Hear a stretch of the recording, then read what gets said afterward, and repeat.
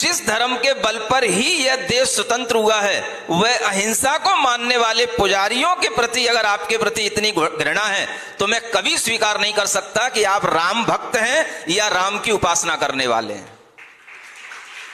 क्योंकि राम हिंसक नहीं थे, लाते थे। राम इस तरह के महाव्यक्तित्व के धनी थे। आज उन्हीं राम के नाम पर भीतर से रावण बनकर के ये कृत्य किए जा रहे हैं। और राम राज्य की बात की जाती है, हिंदू राज्य की बात की जा रही है। ये हिंदू क्या भला होती है? क्या हिंसा करने का नाम ही हिंदू होता है? किसी साधु के, दिगंबर साधु के धड़ को काट देना, क्या इस पर कोई एफआईआर नहीं हो सकती? और इधर एक जो साधु, दिगंबर साधु समाज की, देश की धरोहर है, जो श्रमण संस्कृति अनादिकाल से चली आई है, उस श्रमण संस्कृति की हत्या करने का जहां पर भाव किया गया, उसके ऊपर कोई एफआईआर दर्ज नहीं होगी इस संसार में। इसी का नाम लोकतंत्र है। ये बातें सुनो, समझो और आगे बढ़ो। समाज के अंदर चेतावनी आराम से सबके लिए ये दी जानी चाहिए कि इस तरह के कृत्यों में जैन समाज शांत न बैठे। क्षमा, अहिंसा के भाव के साथ में अपनी मांग, अपनी बात हमेशा आगे रखने के लिए आगे रहे। और समाज अगर इस तरह से शांत बैठ जाएगी तो आगे आने वाले समय में आपको अपनी धर्म की रक्षा करने के लिए बहुत मुश्किल पड़ जाएगी। मैं आपके लिए इतना ही कहना चाह रहा हूं, अहिंसा भाव के साथ, क्षमा भाव के साथ धर्म तीर्थों की आराधना करने के लिए, धर्म तीर्थों की रक्षा करने के लिए हमें हमेशा साहसिक कदम उठाते रहना चाहिए।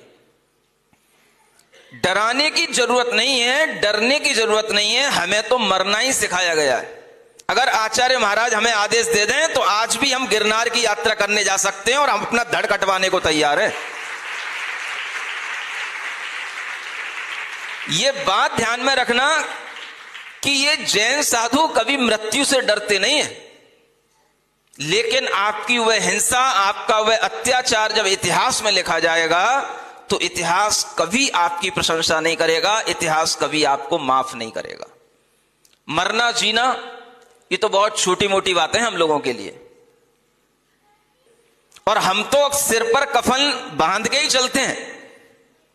हमको डराने की जरूरत नहीं है कि अगर यहां पर कोई साधु आएगा तो हम उसका धड़ काट देंगे। बलिदान की चीज होती है, गौरव की चीज होती है। जैसे एक देश का सिपाही देश के लिए मरता है, ऐसे ही धर्म का सिपाही धर्म के लिए मरने को हमेशा तैयार है।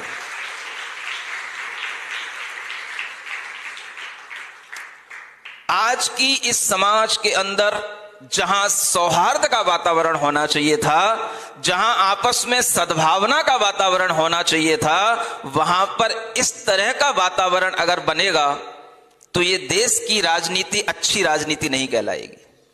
ये राजनेता अच्छे नेता नहीं कहलाएंगे। ये राजनेता एक बार फिर ये विचार करें कि आखिर इस तरह की बातें करने के लिए इन्हें सह कहां से मिल रही है। ये क्यों इतनी बुलंदियों की इतनी बड़ी बड़ी बातें कर पाते हैं। और इस तरह का अगर विचार सामने आ रहा है तो ये विचार कभी भी एक सभ्य समाज के लिए, पढ़े लिखे लोगों के लिए, शालीनता के साथ में भारतीय संस्कृति को साथ में जीने वाले लोगों के लिए ये विचार अच्छे विचार नहीं है कि हम किसी के लिए भी हत्या का आदेश दें, काटने का आदेश दें, मारने का आदेश दें। तो ध्यान रखना, रावण की भी अति नहीं रही है, इन राजनेताओं की भी अति ज्यादा दिन नहीं रहेगी।